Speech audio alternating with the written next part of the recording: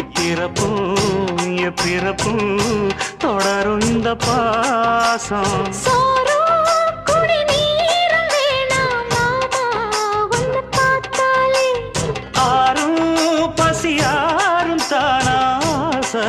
மொழி கேட்டாலே ஒன்ன பிரிஞ்சிருக்க தன்னந்தனிச்சிருக்க அம்மம்மாடி அப்பப்பாடி என் மனசு ஒத்துக்காது. செந்தூர பாண்டிக்கு ஒரு சோடி கிளி கூ